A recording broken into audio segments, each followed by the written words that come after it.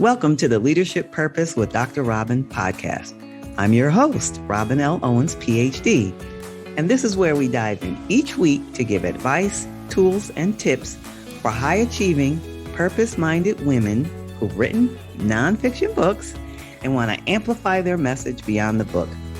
I'm a college professor, and when I'm not doing that, I am speaking, coaching, mentoring, and teaching high-achieving women who have written books how to use their books to make a bigger difference, have more impact, and purpose.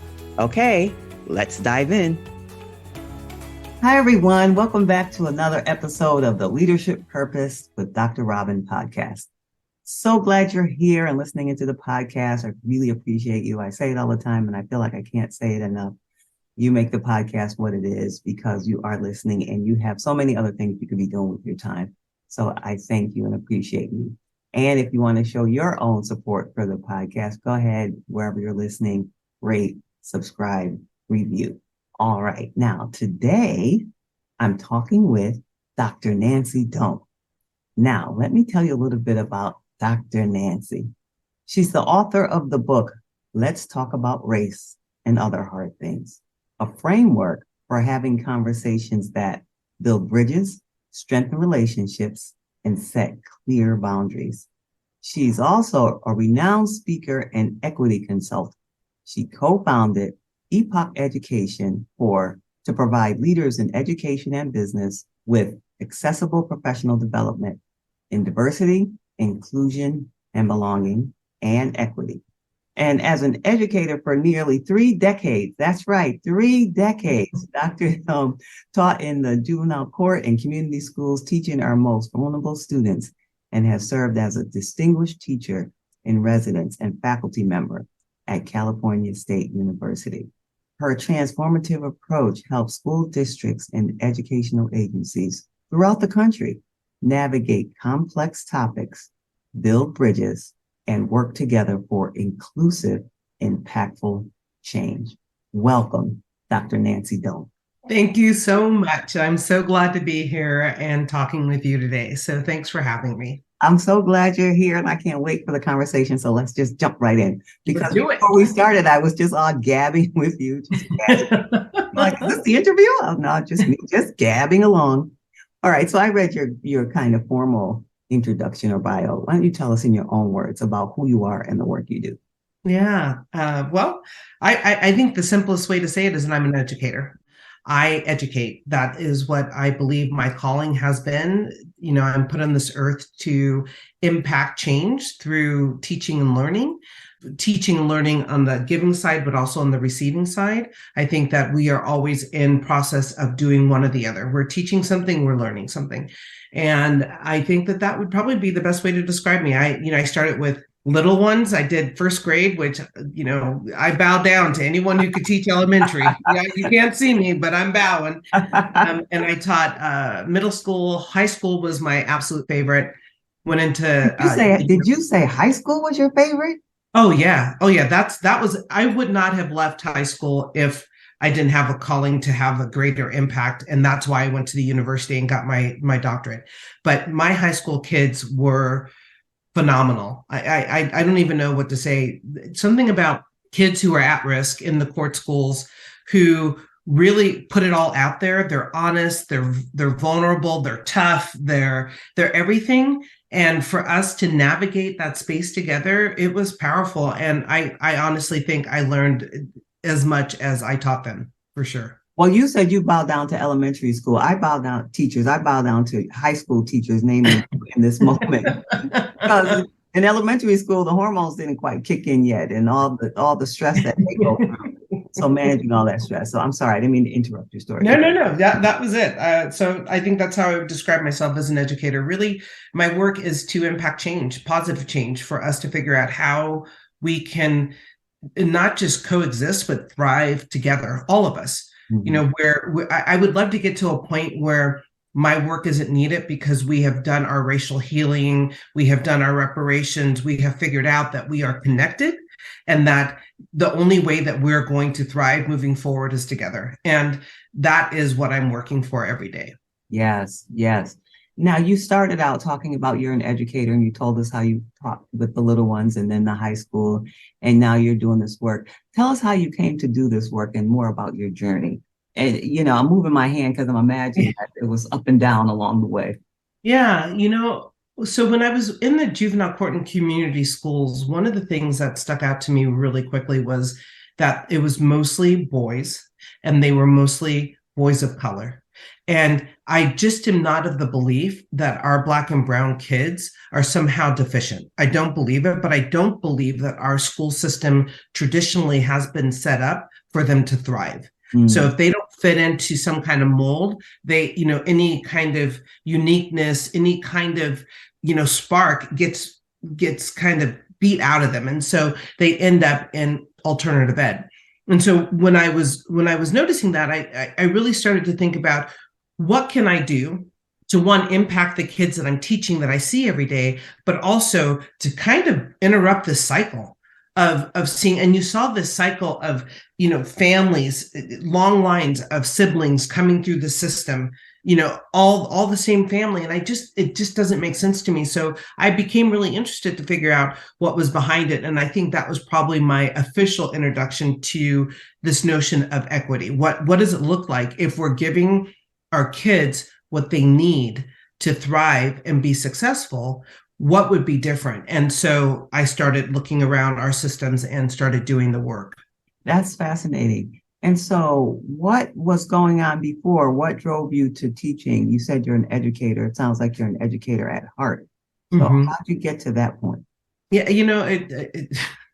God works in mysterious ways. It was not my initial goal. I started off actually as a undergraduate psychology major, and I was going into graduate school to do, at that time, it was an MSW. I don't think that exists today, but I packed up my bag, sold everything I owned, moved to the UK to do my master's, and found out that the program had been canceled.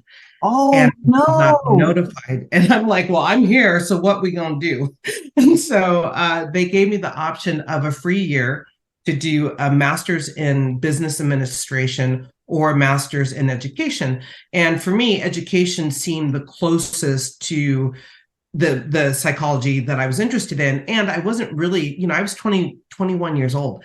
I wasn't really interested in going into the workforce right away. I wanted to go stay in school. So I did that. And then in the kind of 3 years that I was abroad, I played pro volleyball in Belgium, and there was a military base nearby. And the base needed a substitute teacher, but you had to be an American. And you can imagine that, there's not qualified teachers kind of roaming around Belgium who are Americans who can go on base. And so they contacted me, and I went on base and started subbing. And I was like, oh my God, like this might be what I need to do. I loved the kids. I loved the environment. I loved all of it. And so I think I was still kind of in that mindset that I was going to be a social worker, but that was the seed that was planted. And then just, these kind of synergistic events just kept happening that just put me that way. And one of the things I talk about it in my book, but one of the things that I think I do really well is I don't fight what I think is kind of destiny. Like I have a goal, I have an idea of where I want to go, and you got to have a plan, because if you're not going anywhere, you're not going to get anywhere. But I've also been very open to things not working out exactly the way I planned them to be, because I know that they're probably working out the way they should.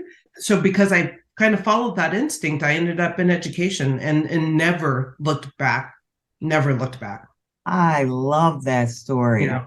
You had no idea that No. would happen or how it would happen, even with that program closing and being guided throughout the whole way. And you said you're open to those kinds of, I would call them divine synchro moments. Yeah. That's another one that, okay, so that was got you into education. Now I'm imagining because the way you mentioned it, I'm imagining there are at least one or two that got you even more kind of streamlined into the equity. See, now you're exposing me for what I really am, which is the spiritual being, right? And so, well, it takes, I guess for me, because I am one, Yeah. interested in that Oh, journey. absolutely. I'm so teasing. I have no problem with it. So the other, I guess another kind of very spiritual synergistic moment was in leaving my job. So when I was teaching at court schools, I was recruited to go into a DEI firm. And I just couldn't bring myself to do it because I liked having a regular paycheck. I loved my job. And so moving into the private sector was really scary for me. And then I took a trip to Southern Africa to Well, do. let me interrupt you because I feel like you just glossed over that. We hold the point about Southern Africa before we get to that. So you were teaching and you were recruited. Yes. What was the connection with from education to wanting you to go into this DEI work? Well, the organization that was recruiting me actually did some work in my district for 6 years. So the owner of the company knew me, and he really is very good at recognizing talent. And I'm not just saying that for me, but he has a way of just kind of figuring out. And so he kind of tapped me and said, if you ever want to leave, there would be a place for you here. Wow. But I just wasn't ready to leave. Truly, and not until it happened did I ever thought that I would leave teaching high school, because I really did know that that was my passion. But then Africa happened, and it threw me for a loop. I felt very inspired, and I felt like I had come home, but I also felt very disillusioned about the narrative that the US tells about African countries. And I really began to understand that how much we are manipulated through the media. And when I got there, to be surrounded by Black and brown people in every aspect and it took me like 3 days to figure out, like, what's going on, like, what am I feeling? And I'm like, oh shoot, everyone around me is Black. Everyone, they're African, they're happy, and they're thriving. And it was just a different narrative than the one I had been fed.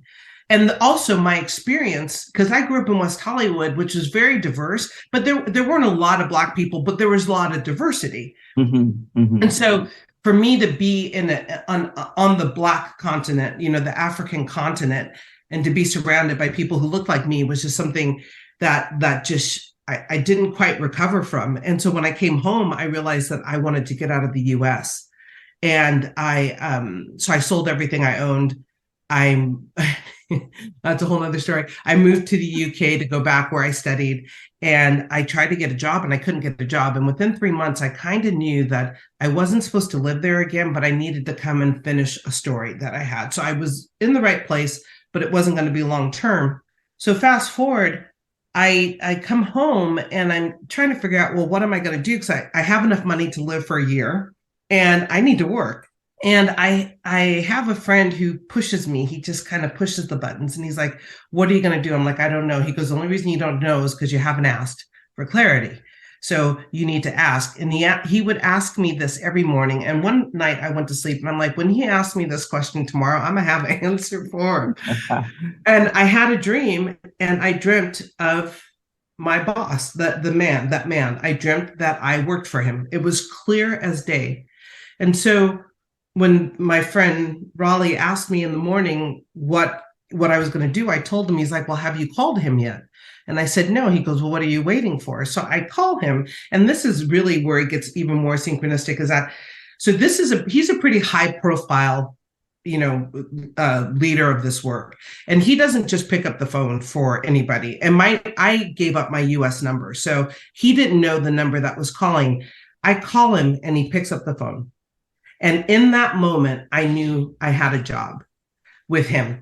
And my first question to him was, why did you pick up the phone? He said, I have no idea, but something told me that I needed to answer this call, even though I didn't recognize the number. And so I proceed to tell him that I had a dream about him, which, we had a giggle. And he says, what were you doing? I said, I'm designing your online programming. And I know it doesn't exist, but I know it's supposed to. He goes, and he's silent for a minute, and then he says, We just approved that position 2 months ago, and we were going to start recruiting. He says, but I thought you lived in Europe. And I said, well, I do, but I'd be willing to come back home if this job was available. And that was November, and I started work January 1st. Wow. Yeah. So that's that's how I that's just how my life has unfolded that way. And just that willingness and that trust. And I think that, not to, I don't know, it's been in the beginning, I don't know that I could have named it God or universe, because I didn't have a really healthy relationship because of my upbringing in the church and kind of the trauma that was associated with that. But I did find through various friends a new connection who reintroduced me to church, but also more importantly, my spirituality. Mm-hmm. And just knowing that has always been a constant in my life, and has supported me to get where I am. And I'm clear on that I'm not doing this alone. Yes. And your life is showing it to you over and over. Yeah. Over and over again. Okay. So, all right. So you're into this, what I'll call for a shorthand, DEI space. Right? Mm-hmm. Now you're there. Mm-hmm. All right. So now how do we get from there to now writing this book that you have, Let's Talk About Brave? Yeah. So I stayed with that company for 6 years. And again, as my life goes, I just knew that it was time to leave. I knew that I wanted to have, again, a greater impact. I mean, that company does good work, but I wanted it to be more nuanced than what it was. And so I started my own company. And you said that so I just started my own company. Well, because it was because I saw some of your questions, and this is because it was one of those things where I knew in my heart it was time. And we were having a meeting, and he says, is there anything that you want on the agenda? And my mouth, without any planning, said, I am leaving. I'm not going to stay. And he's like, well, I guess we need to start there. And I'm like, yes, I guess we do. Because it was my body knew before my brain did that it was time to go. Mm. And it was through that. But what I'm also clear is that I would have never taken that leap to start my own business if I hadn't started with him first. So that 6 years of being in the private sector, of kind of figuring it out, gave me the courage to say, okay, I can do this. It was my bridge to get to the other side. Yes. And the book was really, so going back to when I was a professor at Cal State San Marcos, I wrote a protocol with a colleague. We developed this protocol out of necessity. We were getting ready to present at the National Association of Multicultural Educators, a NAME conference. And we presented this topic, and it was so well received, the RIR protocol, that they invited us back the next year to do a 2-day pre-conference for them before the conference started. So we had to really kind of flush it out a bit. And what I found is after I did that, I started using it. Like it was more than just a conference presentation. It was really something that had some real teeth. Like it made sense to me. And I kept holding myself accountable through this protocol. So you fast forward, 8 years as I'm teaching it now, I know that it's more than just something for me. It's something that I need to get out there because it's an effective tool to have, the necessary challenging conversations that we tend to avoid to get us to where I hope we can move, as a society. And my clients start asking for something that's tangible. They want to hold it. They want to be able to refer back to it. And it was just a matter of time. It was that I had to put it in a book because I can't be there all the time with you. You need to be able to, pick it up and say, okay, well, chapter 6, I need to do the pause and practice. And so it finally just happened, but it's a long time in coming. I know that I just finished my second book, and I'm doing a beta now. And that started last night, actually. And I'm starting on my third book. And it was almost like the floodgates opened.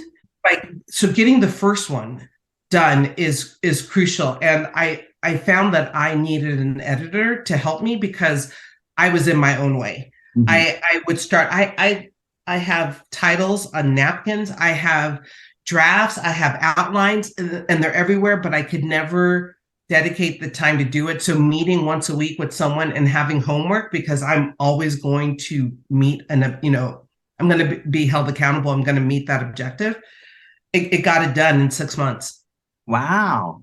That's Yeah. amazing. But it was worth the investment. And I think sometimes, it's either we don't have it, which is one thing, but when we think we don't have it, and at the end, you just have to weigh the value. So looking back, I don't regret a penny spent in having someone support me, because I needed that structure to be able to produce this. Yes, yes. I mean, the ROI in terms of impact alone seems like it's well worth it. So yes, I absolutely get it. Okay, all right. So we got the book. We know how you got it done, and you did that, and we can kind of infer. But tell us, what would you say is the main premise of the book?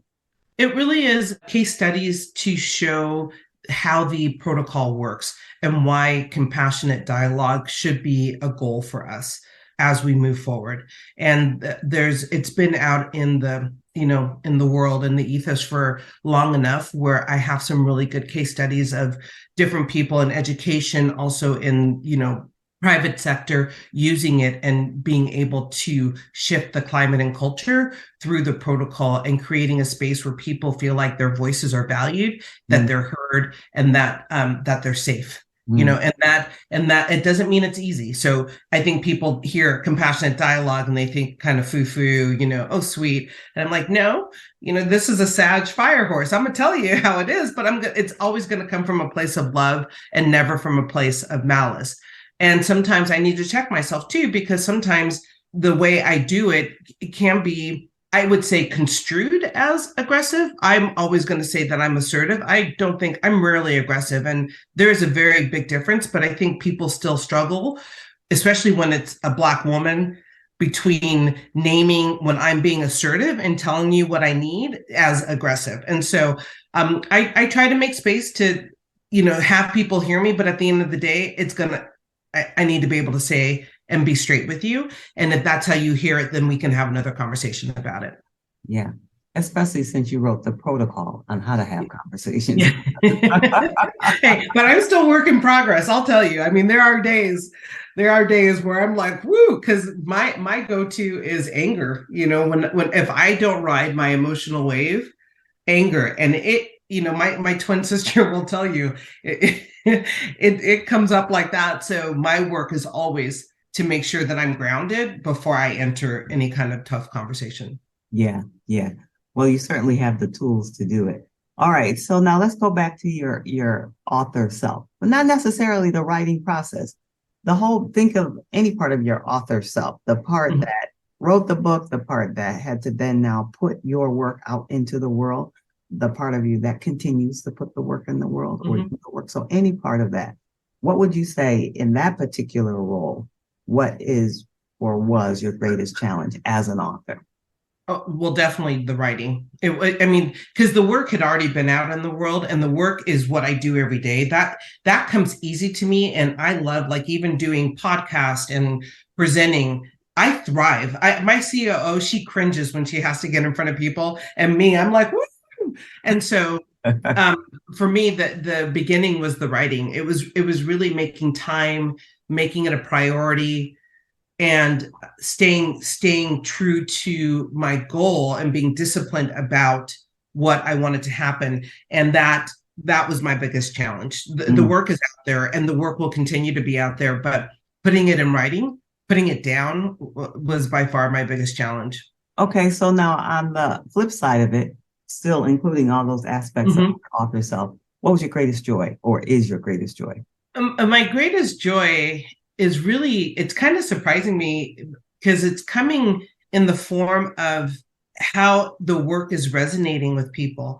So you're an educator too. So, like, you don't always get to see the impact of your efforts in education. Sometimes it's years later, especially like when you're working with high school kids, it's truly years later. Like I remember getting a phone call from a kid I had, and it was, I don't know, 6 years had gone by. And he calls me up and he says, "Do you remember me?" And I'm like, yeah, I think your last words to me were like FUB, you know, like because I because I had to release him from my program, but I put him in a program that was better fitted for him because he had just become a father. He was trying to do the right thing, but he wasn't showing up to school. And I'm like, you need to be an independent study. You need to be working. We need to build skills. Anyway, he was pissed because we had a really good relationship.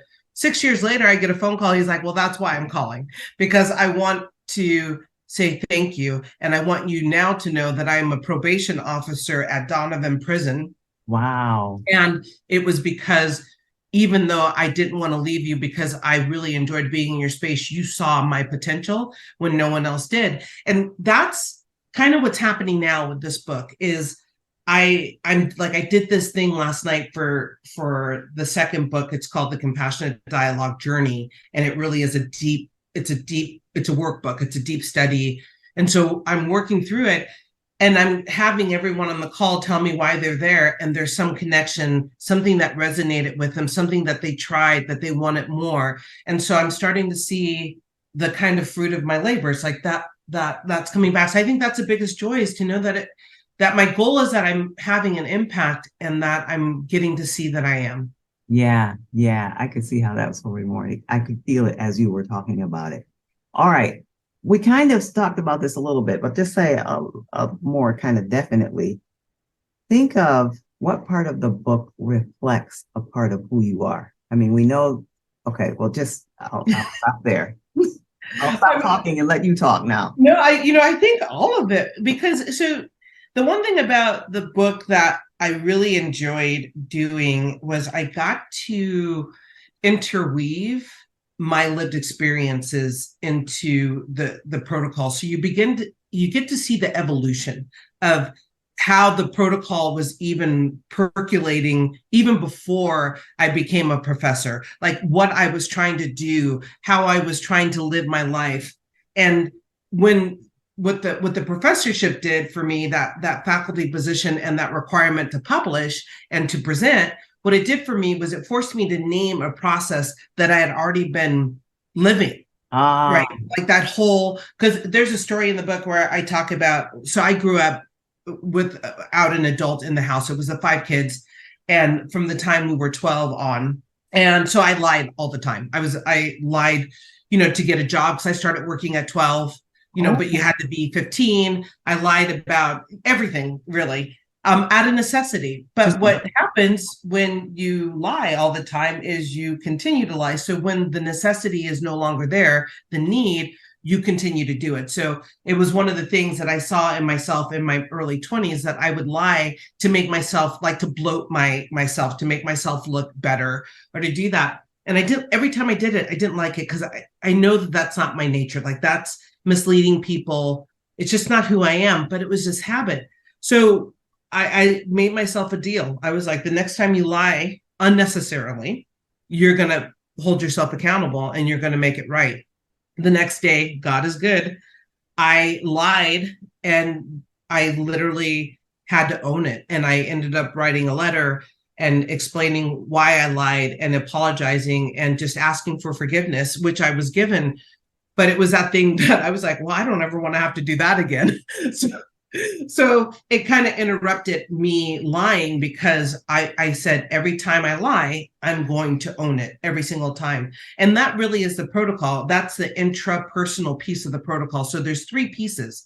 And the intra is, how do I recognize things within myself, beliefs, patterns, mindsets that don't serve me? And then how do I interrupt them? And then how do I repair them? And so even before I wrote the protocol, I was doing that. And so the tenure position actually just forced me to name it and say, okay, this is what is happening. This is what we do. So I would say that the book really reflects my journey, and I share those stories to show how it was just even there before I articulated it. Yeah, that is a clear illustration. I mean, yeah. I think that's one of the clearest illustrations of how a person is represented in the book that I've heard since I've been asking this question. All right. So, as you know, the podcast is called Leadership Purpose. And the podcast is for what I call purpose-minded, high-achieving women who've Mhm. written books. But let me tell you what I mean by high-achieving. Ambitious, responsible in the professional life, personal life. People come to them for they're doing all the things. People come to them and they don't usually get a lot of support because they're good at a lot of things and they make life look easy. So I Mhm. wonder who supports high achieving women. So when I started the podcast, that was my first intent. And then as I moved further along in the podcast, I said, let me just add in that role of author. So high achieving women, author of nonfiction books. All right. So now you have an image of who the person is Mhm. in your mind. So what's something from your experience or expertise, insights with any part of your life or work? Any piece of advice, tip for personal or professional life for the woman that I just described to you? Yeah. I have a couple. The first one, though, that really jumps out is I like to invite us. I think that women, we undersell ourselves. We don't really have the deep confidence in ourselves. We're really good at supporting and lifting up other people, but we don't do as good of a job at lifting up ourselves. And, there's new terminology that's out here now about like imposter syndrome, about like, I don't feel like I belong or I'm out of place. And I think my invitation to that woman is that imposter syndrome, if you're feeling that, is actually, it means that you're in the right place, right? It's this idea that you're not playing safe, that you're pushing it, because if you feel like an imposter, you are pushing yourself to be more than what other people expect of you, or even what you might expect of yourself. And so rather than seeing that as some kind of hindrance, as a negative, let's see it as a positive. Let's see it as, if I feel like I'm a little bit out of place here, then I'm in the right place, because it means that I'm going to get better. We don't get better by being with people who are at our level or below. We get better by, and this is coming from an athlete. I'm not, like, the reason I became the athlete I did was because when I was 14, I was playing with college athletes, and I was playing against them at UCLA, and they were beating us up, but I was in there every time, and I got better because of having that exposure. And I think that's what we need to do. We need to put ourselves with people who are going to make us kind of strive to be better. I don't think we should be right there. I think we should be striving to get there. Because if we're right there and we're comfortable, then we're not pushing ourselves. And so we're going to miss out on that miracle because we're not pushing ourselves. Yes. Yeah. That's an interesting take on imposter syndrome that I've not heard. And I resonate with that. I resonate with that. Mm-hmm. All right. Again, the podcast is Leadership Purpose. So do you want to ask a question about purpose? Do you think it's important to have a sense of purpose in your work? And if so, why? And if not, why not? If I don't want to speak for everybody, for me, absolutely. It is what keeps me going. It's what keeps me focused, that purpose. If I didn't have purpose, it could be, I could, especially in the work that I do, I could find myself in that kind of survival zone, burnout zone very easily. This work is challenging. It's also necessary. It's important. It's rewarding. It's all those things, but it can't, I don't want to build this narrative like it's hard, but it can be hard. There's just times that you're just tired. That fatigue is real, right? And without that purpose, without like my purpose, 100%, when I think about it, is our kids. Everything I do is in service of our kids. It's in service of the world, of everyone I want. But who I think of when I'm in those moments where I am struggling is I think about our kids, and why I got to get up when I'm tired and I don't want to do this, why I got to have that conversation when I really don't want to have it with you because I'm tired of having it. And I think about our kids, and it keeps me going. So for me, purpose is absolutely necessary. Otherwise, I don't think I could do this work. Yes, yes. And again, I resonate with that. All right, Dr. Dome, you've been so generous with your time. But is there anything that you wanted to say before we tell people how to get in touch with you? Is there anything you want to say that I didn't think to ask you, or it's just on your mind now that we've had this conversation? No, I just want to thank you. To be perfectly honest, I think, Robin, you creating the space to have these conversations, to share these conversations, is so important, and for us to know that these conversations are necessary, and we need to be not just listening to them, but maybe that's a first step, and then the next step is having them. And then, that leads me to the next thing. When you talked about, what is that message? I think the message is we've got to surround ourselves with people who lift us up too when we have those moments. I have a text stream of I have about 3. And one is all my Black girls, and then one's my best friend, and and those, but they serve different purposes. And that one text that I can just send, and I don't have to worry about how I say it. I don't have to worry about what I say, and they go hear it. And that is important. So we need to make sure, because in this work, and not just the work of equity, but just kind of navigating the world right now, we need to have those kind of go-tos. And so, I think that's what you're providing. And so I'm just grateful to you for, putting this out in the world and letting me be a part of it. Well, thank you. I appreciate you for saying that. Really do. All right. Mm-hmm. I'm guessing some people are like, well, where can I get this book? Hear more about this protocol. I have some conversations I need to have today. How can they be in connection with you?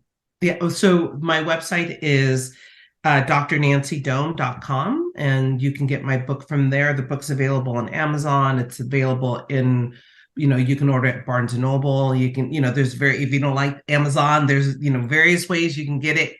And it's the audio book. I just finished it, and it should be coming out in the next couple weeks. Oh, congratulations. So yeah, thank you. Yeah, I had someone else record it, and yeah, she was wonderful, but when it's your message and the intonations aren't quite right, I was like, I just need to record my own book. And so that was a whole learning journey on itself, but that's coming out soon. And so you can find it that way. If you like to listen, I like to listen too. So if you like to listen, give it a month and you'll be able to find it on Audible. That sounds wonderful. And we'll be sure to put that in the show notes. Yeah, thank you. Dr. Nancy Dome, thank you for being here today. Really appreciate you. Thank you for having me. It was a joy. Okay, everyone. And if you want to hear more about me, you can find me on my website, robinlowens.com, or on social media at Robin L. Owens, PhD. I primarily hang out on LinkedIn, but I'm on all the socials, Robin L. Owens, PhD.